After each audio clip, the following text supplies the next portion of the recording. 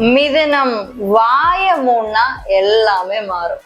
நம்ம ஒண்ணு நல்லதுதான் சொல்லுவோம் சரிங்களா, நம்ம யாரையும் கெடுக்கிறதுக்கு இங்க வரல. ஆனா அது அப்படியே அவங்க காதுக்கு வேற மாதிரி போய் விழுந்து.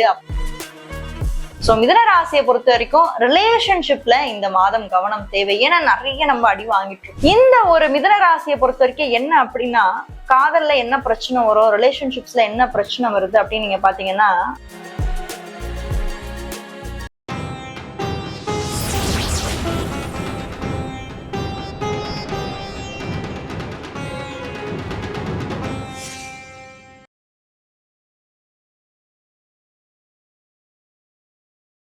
மிதுனம் வாய மூணா எல்லாமே மாறும். மிதுன ராசிக்கு இந்த செப்டம்பர் மாதம் என்னதாங்க நடக்க போகுது, நீங்க எதுலதான் கேர்ஃபுல்லா இருக்கணும் வாங்க தெரிஞ்சுக்கலாம். நம்மளுடைய ருத்ரன் ஆஸ்ட்ரோ சேனலை இன்னமும் நீங்க ஃபாலோ பண்ணாமலே இருக்கீங்க, இல்ல சப்ஸ்கிரைப் பண்ணாம இருக்கீங்கன்னா என்ன சப்ஸ்கிரைப் பண்ணி எங்களுக்கும் கொஞ்சம் சப்போர்ட் கொடுங்க. உங்களோட ஆதரவால தான் நம்மளோட சேனல் வந்து க்ரோ ஆயிட்டு இருக்கு. சப்போர்ட் பண்ணுங்க மக்களே. நீங்க என்ன ராசியில பிறந்தீங்க, என்ன நட்சத்திரத்துல பிறந்தீங்க அப்படின்றத கீழே கமெண்ட் பண்ணீங்க அப்படின்னா மறக்காம நான் தெரிஞ்சுக்கிறேன். இந்த மிதுன ராசிக்காரங்க இந்த செப்டம்பர் மாதத்துக்குள்ள என்ன பண்ணணும் அப்படின்னா, கொஞ்சம் வாய மூடணும். ஏன்னா நம்ம ஒண்ணு நல்லதுதான் சொல்லுவோம் சரிங்களா, நம்ம யாரையும் கெடுக்கிறதுக்கு இங்க வரல. ஆனா அது அப்படியே அவங்க காதுக்கு வேற மாதிரி போய் விழுந்து அப்புறம் நம்மளையே திட்டுவாங்க. எதுக்கு இதெல்லாம் தேவையா, நம்ம உண்டு நம்ம வேலை உண்டுன்னு இருக்கணும் இல்லையா. சோ மிதுன ராசியை பொறுத்த வரைக்கும் ரிலேஷன்ஷிப்ல இந்த மாதம் கவனம் தேவை. ஏன்னா நிறைய நம்ம அடி வாங்கிட்டு இருக்கோம். மிதனத்துக்கு 7 கூடியனே வந்து குரு பகவான் தான் சரிங்களா. சோ 7ஆம் இடம் என்பது ரிலேஷன்ஷிப், மேரேஜ், உங்களோட ஸ்பௌஸ், பிசினஸ், பார்ட்னர்ஷிப் எல்லாமே உங்களுக்கு குரு பகவான். அந்த குரு பகவான் இப்போ இந்த மாதம் என்ன பண்ணிட்டு இருக்காருன்னா, 2ஆம் இடத்துல போய் உச்சத்துல உட்கார்ந்துருக்காரு. அது ஒரு நல்ல விஷயம். இருந்தாலும் அவர் பாதகம் கொடுப்பாரு, அதையும் நீங்க புரிஞ்சுக்கணும். அடுத்த ராசிக்கு 3ஆம் இடத்துல சூரியன் இந்த மாதத்துல சும்மா அப்படியே சூப்பரா உட்கார்ந்துருக்காரு. சூரியன் கேது இந்த மாதத்துல இருக்காங்க.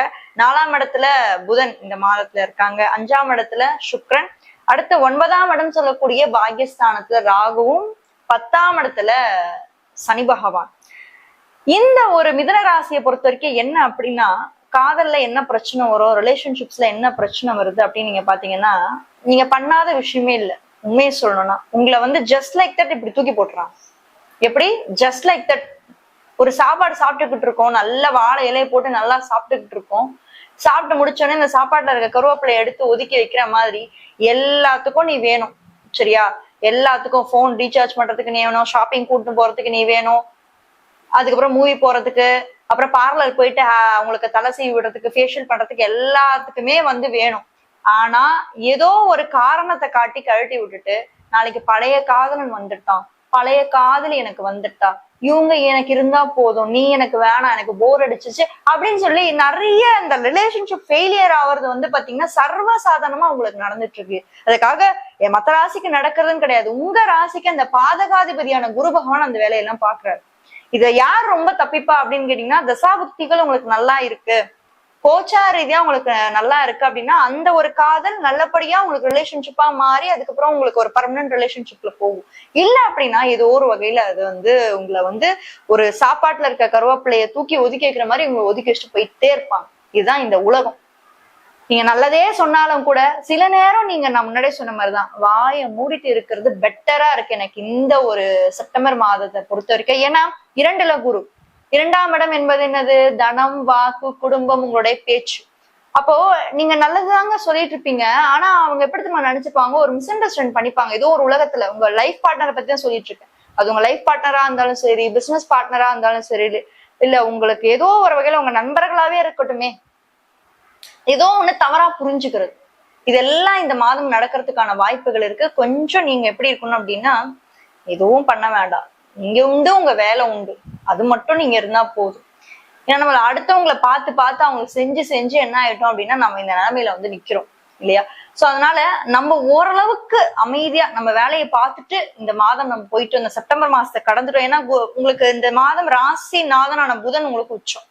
அப்ப வேலை பளு அதிகரிக்கும். ரிலேஷன்ஷிப்ல ஒரு பிரச்சனை உங்களுக்கு கொடுத்தாலும் கூட வேலை பளு அதிகரிக்கக்கூடிய காலகட்டம் இந்த செப்டம்பர் மாதம். ஏன்னா 10ஆம் இடம் என்பது தொழில், நல்லா புரிஞ்சுக்கோங்க. 10 என்பது தொழில். அந்த இடத்துல இருந்து சனி பகவான் புதனை வந்து தொடர்பு கொள்றாரு. சோ 10ன்றது தொழில் மட்டும் கிடையாது, 10ன்றது உங்க பிசினஸ், நீங்க செய்யக்கூடிய வியாபாரம். அதுக்கப்புறம் 10 அப்படின்றது வந்து பாத்தீங்கன்னா உங்க கரியர்ல நீங்க எந்த மாதிரி இடத்துக்கு போவீங்க, எந்த மாதிரி ப்ரமோஷன்ஸ் உங்களுக்கு கிடைக்கும், உங்க லைஃப் எப்படி சேஞ்ச் ஆகும், இதை பத்தி சொல்றதும் வந்து பாத்தீங்கன்னா 10ஆம் வீடு தான். சரிங்களா? சோ இந்த மாதிரி முக்கியமான வீடு வந்து 10. இந்த 10ல இருந்து உங்களுக்கு சனி பகவான் நேரா புதன் இந்த மாதம், இந்த செப்டம்பர் மாதம் ஃபுல்லா பாக்குறதுனால வேலை பளு கண்டிப்பாக அதிகரிக்க போகிறது. சரிங்களா? அதே மாதிரி உங்க லைஃப்ல வந்து உங்களை யாரெல்லாம் புறம் பேசினாங்களோ, யாரெல்லாம் உங்களை தப்பா பேசினாங்களோ, அடுத்தவங்களுக்காக நான் நல்லதே பேச போய் ஒரு அவங்களுக்காக நீங்க நல்லது பேச போய் அவங்க கஷ்டப்படுறாங்கன்னு சொல்லி நீங்க ஒரு வேலையை வாங்கி கொடுத்துருப்பீங்க. அவங்களும் அதே கம்பெனில தான் இருப்பாங்க, நீங்களும் அதே கம்பெனில தான் இருப்பீங்க. இல்ல நீங்க வேற வேற கம்பெனில இருந்தா கூட அவங்களுக்கு நல்ல ஒரு ஆதாயத்தை ஏற்படுத்திருப்பீங்க. அந்த மாதிரி விஷயங்கள் எல்லாமே நீங்க பண்ணும்போது கூட அதுல ஒரு நன்றியே இல்லாம இருந்தவங்க கூட இப்ப திரும்பி வந்து உங்ககிட்ட பேசுறதுக்கான வாய்ப்புகள் எல்லாம் ஏற்படும். அந்த ஒரு புரிதல் எல்லாமே, அந்த கரியரா இருக்கக்கூடிய புரிதல் எல்லாமே இப்ப மாறும். புது ஆப்பர்ச்சுனிட்டிஸ் வருமா அப்படின்னு சில பேருக்கு ஒரு டவுட் இருக்கு இந்த மாதத்துல. இல்ல மேடம், எனக்கு வந்து இந்த கம்பெனில நான் வேலை பார்த்தது போதும், பல வருஷமா வேலை பார்த்துட்டேன், பல வருஷமா குப்பை கொட்டிட்டேன், இதுக்கு மேல என்னால முடியாது, என்னை விட்டுருங்கப்பா சாமி, நான் ஏதாவது ஒரு நல்ல, இல்ல நான் ஃபாரின் ஆப்பர்ச்சுனிட்டா கூட சொல்லுங்க, நான் எங்கேயாவது அங்க மாதிரி எங்கேயாவது போயிடுறேன் அப்படின்ற ஒரு மைண்ட் செட் எல்லாமே இங்க வந்து பல பேருக்கு இருக்கும். பட் ஒரு விஷயம் நல்லா புரிஞ்சுக்கோங்க, கொஞ்சம் நீங்க இந்த ஒரு 2-3 மாசம் நீங்க கடக்கணும். நான் ஏன் இதை சொல்றேன், நான் திரும்ப மிதுனத்துக்கு மாதம் நான் சொல்ற ஒரு விஷயம் என்னன்னா, கடந்த 2 மாசமா சனி பகவான் உங்களுக்கு வக்கரமா இருக்காரு. சரியா? சோ சனி வக்கரமா இருக்கக்கூடிய காலகட்டத்துல சடனா எந்த ஒரு சேஞ்சும் நீங்க பண்ணக்கூடாது. சோ சடனா நம்ம பண்ணும்போது என்ன ஆயிடும் அப்படின்னா, ஏதோ தப்பான முடிவு எடுத்துட்டோமோ அப்படின்ற ஒரு மைண்ட் செட்டுக்குள்ள வந்து நீங்க வந்து போயிடுவீங்க. சோ அதனால சடன் சேஞ்சஸ் இந்த ஒரு டைம் பீரியட்ல எதுவும் வேணாம். பொறுமையா இருங்க, நிதானமா இருங்க, அவசரப்பட வேண்டாம். ஏன்னா 10ல இருக்கக்கூடிய சனி பகவான் கம்மிங் டிசம்பர், அதாவது பாத்தீங்கன்னா இந்த ஜூலை மாதத்துல இருந்து டிசம்பர் மாதம் வரைக்கும் வந்து பாத்தீங்கன்னா உங்களுக்கு இருக்க போறாரு. சோ டிசம்பர் மாசம் வரைக்கும் வந்து கொஞ்சம் அந்த ஒரு விஷயத்த அப்படியே தாண்டி நீங்க வந்துட்டீங்க அப்படின்னா பிரகாசமான எதிர்காலம் உங்களுக்கு ஜனவரில இருந்து காத்துக்கிட்டு இருக்கு. சரியா? அடுத்து எஜுகேஷன், படிப்பு சார்ந்த விஷயங்கள்லாம் நம்ம என்னதான் பண்ண போறோம், நல்லா இருக்கா? படிக்கிற பசங்களுக்கு பேரண்ட்ஸ் இந்த மாதம் என்னதான் பண்ணணும் அப்படின்னு கேட்டீங்கன்னா, பேரண்ட்ஸை பொறுத்த வரைக்கும் நான் ஒரு விஷயம் சொல்லுவேன். ஏன்னா 4 ராசிநாதனே இப்ப போய் 4ஆம் இடத்துல இருக்கிறதுனால உங்களுடைய சப்போர்ட் வந்து கண்டிப்பா பசங்களுக்கு தேவை. அதே மாதிரி உங்களுக்கு வந்து பாத்தீங்கன்னா இந்த காலகட்டத்துல வந்து பாத்தீங்கன்னா ஒரு மாதிரி மைண்ட் டிஸ்டர்ப் ஆகிறதுக்கு வாய்ப்பு இருக்கு. ஏன்னா சனி பாக்குறாரு புதனை வந்து. சனி பார்க்கும்போது என்ன ஆகும்னா, சனி வந்து டிசிப்ளினை சொல்லி கொடுத்துட்டு இருப்பாரு. சரியா? நீ காலையில எழுந்துரு, காலையில சீக்கிரம் ஒரு 6 மணிக்கு எழுந்துரு, சீக்கிரமா ஸ்கூலுக்கு போயிட்டு வந்து ஹோம்ஒர்க் பண்ணு, சோம்பேறித்தனமா இருக்காதீங்க. நிறைய பேர் சனியை தப்பு கணக்கு போடுறீங்க. அவர் வந்து மந்தம், நிதானம், டிசிப்ளின் இல்ல, லேசி கிடையவே கிடையாது. சனி பகவான் மாதிரி ஒரு டிசிப்ளினான ஒருத்தரை பார்க்கவே முடியாது நம்ம யாராலையுமே. குரு கொடுக்குற டிசிப்ளின் வேற, சனி கொடுக்குற டிசிப்ளின் வேற. சனி வந்து ஒழுக்கம். சரிங்களா? சோ குரு வந்து சில விஷயங்கள் நம்ம நிதானப்படுத்துவார், சனி வந்து ஒழுக்கத்தை நம்மளுக்கு கொடுப்பார். சோ 10ல இருக்கக்கூடிய இந்த சனி பகவான் உங்க ராசிநாதன் புதனையே உங்களுக்கு தொடர்பு கொள்றதுனால நிறைய நிதானத்தையும் பொறுமையும் டிசிப்ளினையும், இந்த டைம் நீங்க எழுந்து இந்த டைம் நீ ஸ்கூலுக்கு போ, வந்து ஹோம்ஒர்க் பண்ணு அப்படின்னு எல்லாமே ஒரு மாதிரி கோட்பாடா நல்லாவே போகும் இந்த செப்டம்பர் மாதம். ஒன்னும் நீங்க வந்து கவலைப்பட வேண்டாம். சோ மொத்தத்துல இந்த மிதுன ராசியை பொறுத்த வரைக்கும் ரிலேஷன்ஷிப்ஸ்ல நம்ம அடி வாங்கிட்டே இருந்தாலும் கூட நம்மளுக்கு அந்த பக்குவத்தை சனி சொல்லி கொடுத்துட்டே இருப்பார். அதை சொல்லி கொடுக்குற வரைக்கும் இந்த அடி விழும். அதுக்கப்புறம் உங்க வாழ்க்கை வந்து நல்ல முறையில வந்து மாறும் அப்படின்ற ஒரு மைண்ட் செட்லயே வந்து இருங்க.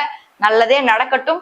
ரிஷபராசியை பத்தி தெரிஞ்சுக்கணும்னு நான் இந்த வீடியோல ஃபர்ஸ்ட் கமெண்ட்ல ஃபர்ஸ்ட் லிங்க்ல கொடுத்துருக்கேன், மறக்காம அதையும் போய் செக் பண்ணுங்க.